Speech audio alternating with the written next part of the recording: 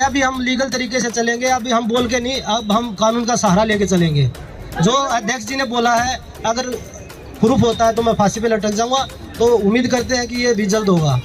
भाई कैरियर दाव पे लगा के यहाँ पे आए हैं, क्योंकि हमारा जो यूथ है ना उसकी लड़ाई है। ये खिलाड़ियों को मारने तक की धमकी दे रहे हैं, तो इससे बुरा समय और क्या होगा। तो दबाव में तो आदमी कुछ भी कर सकता है। ये हमारी लड़ाई नहीं है। मैं कुश्ती कल छोड़ दूंगा, आप बोलो आज छोड़ दूंगा। मुझे अपने लिए लड़ाई नहीं लड़ रहा मैं। ये लड़ाई मैं अपने जो आने वाली जो जनरेशन है उनके लिए लड़ रहे हैं हम सब मिलके। जो यहाँ पे 18-18, 20-20 साल की ये लड़कियां बैठी हैं, लड़के बैठे हैं जिनका करियर अभी 10-10 साल बचा हुआ है, उनकी लड़ाई है। तो जब से हम आवाज़ उठाने योग्य हुए हैं, हमने उस आवाज़ उठाई अपनी। और हमारे खेल में एकजुटता होनी, क्योंकि मैं अकेला तो आवाज़ उठाता तो वो मुझे ही दबा देते। देखिए हमारी एक ही मांग है, फेडरेशन को भंग किया जाए। यहाँ पे अभी जो नेशनल चैंपियनशिप है उसमें 6-7 गोल्ड मेडलिस्ट। हमें भी दुख हो रहा है कि हमारे खिलाड़ी यहाँ बैठे, उनकी ट्रेनिंग खराब हो रही है, और हम भी नहीं चाहते कि कितना लंबा चले।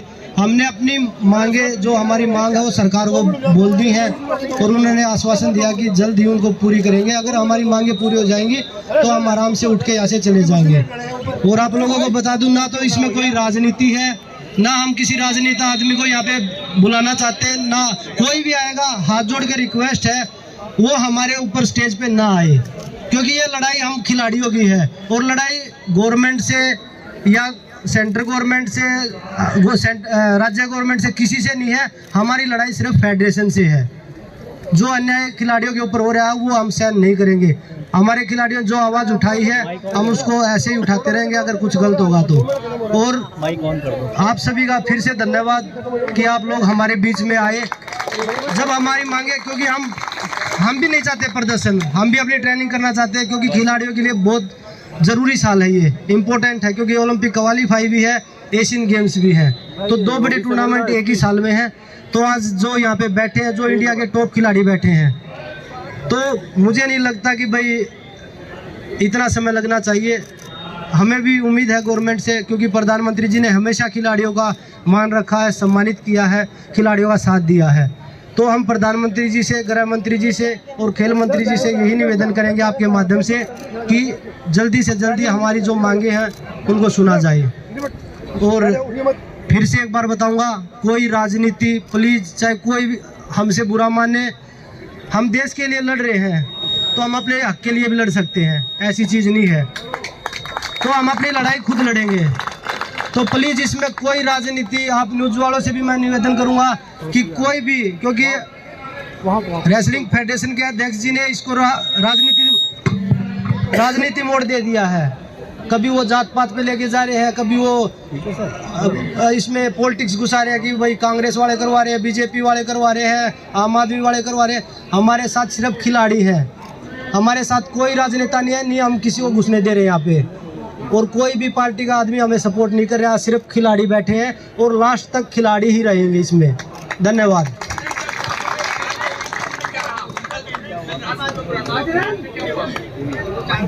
देखिए खिलाड़ी वो वहाँ पे टूर्नामेंट था, रैंकिंग सीरीज। अभी हमने गवर्नमेंट से जो स्पोर्ट्स डायरेक्टर है और जो डीजी साहब है उनसे रिक्वेस्ट करी है कि अभी जो रेसलिंग के टूर्नामेंट है, क्योंकि बहुत सारे खिलाड़ी अभी भी डरे हुए हैं कि पता नहीं क्या होगा, तो वो कैंसिल करवाया हमने। अभी लोग बच्चों तक वो इन्फॉर्मेशन पहुंची नहीं है, पर अभी आप लोगों के बीच में जो मैंने बोला है शायद वो इन्फॉर्मेशन वहाँ तक पहुँच जाएगी।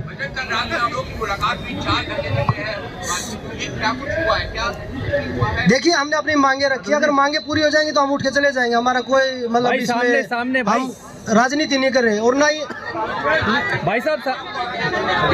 देखिए हमारी एक ही मांग है, फेडरेशन को भंग किया जाए।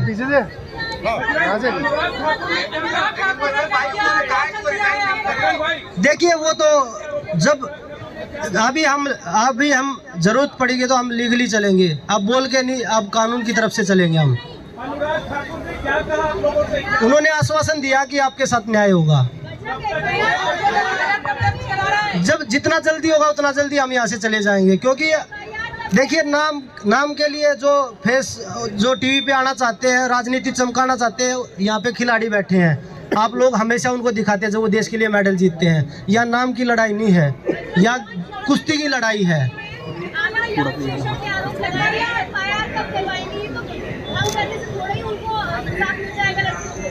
जी सब कुछ होगा, वही बोल रहे हैं। अभी हम लीगल तरीके से चलेंगे, अभी हम बोल के नहीं, अब हम कानून का सहारा लेके चलेंगे। जो अध्यक्ष जी ने बोला है, अगर प्रूफ होता है तो मैं फांसी पे लटक जाऊंगा, तो उम्मीद करते हैं कि ये भी जल्द होगा।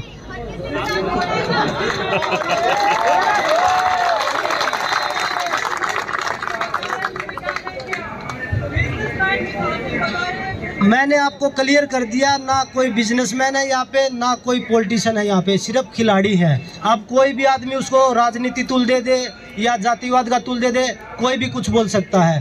पर हमारे जो ये यहाँ पे खिलाड़ी बैठे हैं, इनकी तरफ से ना तो कोई जातिवाद का आया है और ना, क्योंकि खिलाड़ियों की कोई जात नहीं होती। खिलाड़ी हम हिंदुस्तानी हैं सबसे पहले, क्योंकि हम जब खेलते हैं तो वो वहाँ पे ये नहीं पूछते कि आप कौन सी जात से आते हो। हिंदुस्तान के लिए खेलते हैं, तिरंगे के लिए खेलते हैं। देखिए बैठ के ही समाधान होगा उसका, बैठ के हम बात करेंगे, क्योंकि हम भी कोई ऐसा ये जो कानून का उल्लंघन हम भी नहीं करेंगे। हम शांतिपूर्वक इसलिए आज बैरिकेड किया, क्योंकि कल काफ़ी लोग आ गए थे तो व्यवस्था थोड़ी बिगड़ गई थी। भाई सामने देख के भाई, सुन लेने दो, सुन लेने। देखिए जब खिलाड़ी हमें शर्म इस चीज़ पे आ रही है, जो हमारे सीनियर खिलाड़ी थे वो चुपचाप चले गए, उनको पता होते हुए भी वो नहीं बोले। तो जब से हम आवाज़ उठाने योग्य हुए हैं, हमने उस आवाज़ उठाई अपनी, और हमारे खेल में एकजुटता होनी, क्योंकि मैं अकेला जो आवाज़ उठाता तो वो मुझे ही दबा देते। जब खिलाड़ियों में एकजुटता हुई है तभी आवाज़ उठी है।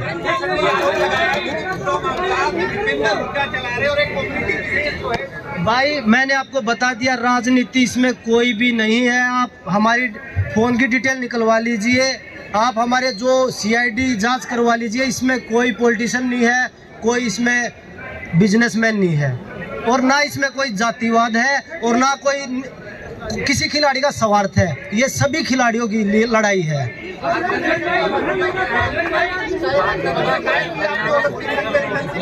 जी हमने ओलंपिक संघ में रिटर्न में शिकायत दी है, क्योंकि वो PT उषा जी हैं, प्रेसिडेंट है, वो खुद खिलाड़ी है, और जो आरोप लगे हैं वो महिला के लगे हैं, और उसमें प्रेसिडेंट महिला है। हमें उम्मीद है वहाँ से हमें न्याय मिलेगा। हो गया, देखिए बात अगर पुलिस केस की है तो हम भी अवॉइड करें, क्योंकि हमारी भी बहन बेटियां, उनकी भी इज्जत है। हम भी सामने नहीं लेके आना चाहते वो चीज़ें। अगर बात वही बोल रहा हूँ, अगर बात यही आएगी तो हमें सामने आना पड़ेगा, और हम लीगली चलेंगे। नेशनल जब इंडिया के लिए रिप्रेजेंट करते हैं, जब खेलने के लिए जाते हैं तो अपने आप को प्रूफ करके जाते हैं। ये नहीं कि हमें सीधा सिलेक्शन कर, अगर सीधा सिलेक्शन किया था तो प्रेसिडेंट वही थे, क्यों करते थे? उनसे पूछ लेते, उन्होंने क्यों सीधा सिलेक्शन किया। और आज तक कोई भी ऐसी चीज़ हुई हो कि हमने ट्रायल ना दिया हो। ट्रायल तो आप लोग मीडिया के कवर भी करते हैं, ट्रायल में प्रूफ करके ही जाते हैं। ट्रायल में बाहर के खिलाड़ी तो आते नहीं कि वो उनको हरा के हम बाहर जाते हो। हम इंडिया के खिलाड़ियों को हरा के बाहर जाते हैं, और वो बोल रहे हैं कि इनमें से कोई मेडल नहीं जीतेगा। सभी मेडलिस्ट यहाँ बैठे हैं, सभी मेडलिस्ट तो यहाँ बैठे हैं, ये नीचे बैठे हैं, सभी मेडलिस्ट बैठे हैं।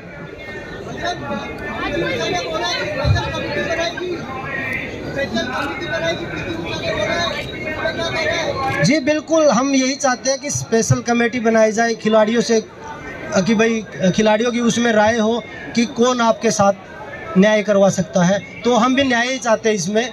हम ये नहीं चाहते कि भाई इसमें दोबारा से ऐसी चीज़ें घुसे, क्योंकि हम कुश्ती को दोबारा से जिंदा करने के लिए आए।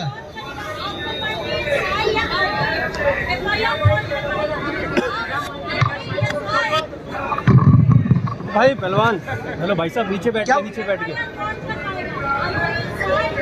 वो बैठ के डिसीजन लेंगे मैडम। जब ये डिसीजन लेंगे तो आप लोगों को जरूर बताएंगे, और वो जब FIR होगा तो आप लोगों को जरूर पता लगेगा। ये नहीं कि वो छुपी रहेगी वो बातें।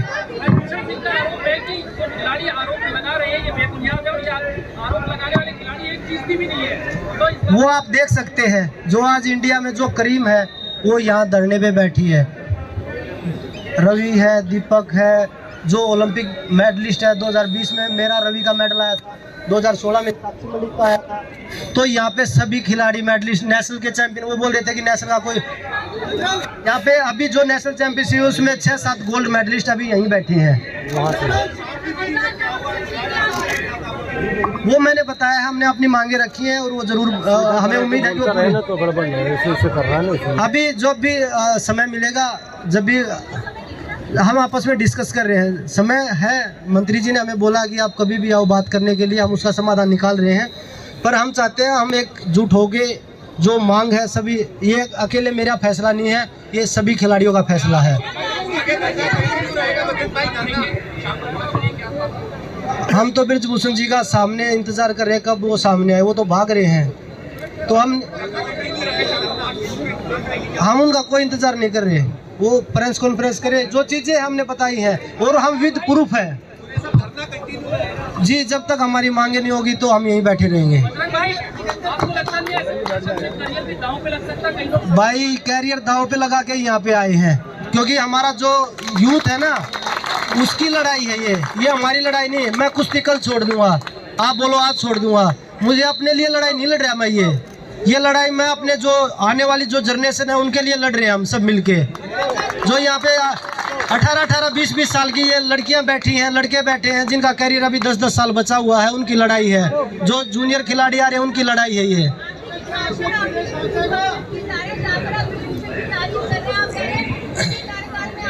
मैंने आपको बताया, मारने तक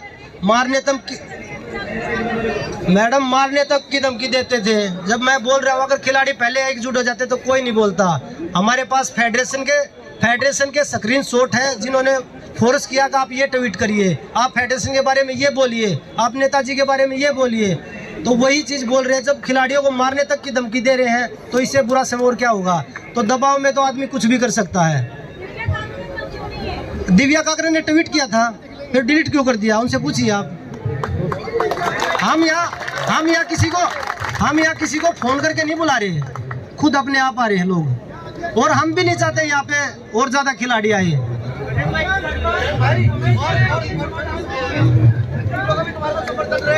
जी, हम भी नहीं चाहते खिलाड़ी यहाँ पे आए, क्योंकि हम नहीं चाहते किसी की भी ट्रेनिंग खराब हो। ये लड़ाई हम जो सीनियर खिलाड़ी है, 15-20 खिलाड़ी, 30 खिलाड़ी जो भी बैठे हैं, वही मिलके लड़े, क्योंकि हम बच्चों का भविष्य देख रहे हैं। हम फेडरेशन के तरह नहीं है कि भाई हम उनको कैरियर को उनको डबो रहे हैं। हम नहीं चाहते यहाँ बच्चे आए। अगर बच्चे ले आने की बात है तो यहाँ पे भीड़ नहीं, आप जगह नहीं मिलेगी आप लोगों को, इतने खिलाड़ी हैं। और अभी खिलाड़ियों ने विरोध किया, जो गोंडा में जो रैंकिंग सीरीज थी वो वहाँ से वापस आ रहे हैं कि हमारे खिलाड़ी वहाँ बैठे और हम नहीं लड़ सकते। वो पहले दबाव में गए हैं।